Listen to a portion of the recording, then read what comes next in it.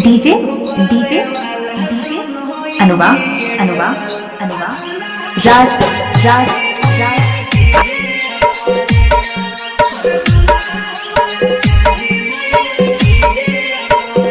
इज्जत का सवाल है भाई। इज्जत रह जाई। दहाड़ देला का काम बा। एकदम दहाड़ के इनके बता तो होगा शुरू।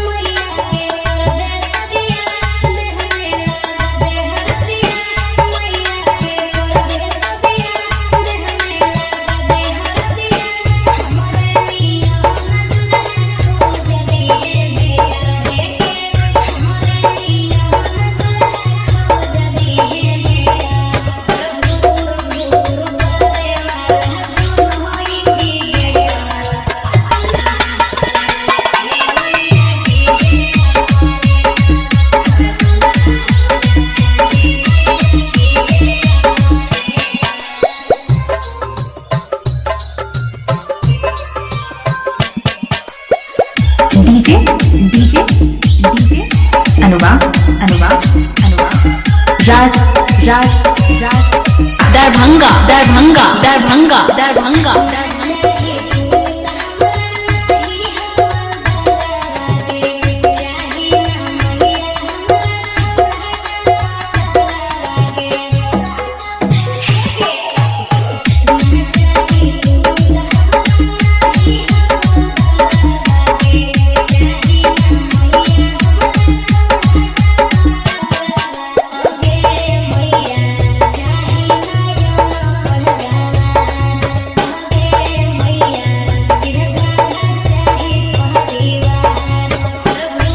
डीजे डीजे डीजे अनुवा अनुवा अनुवा राज राज राज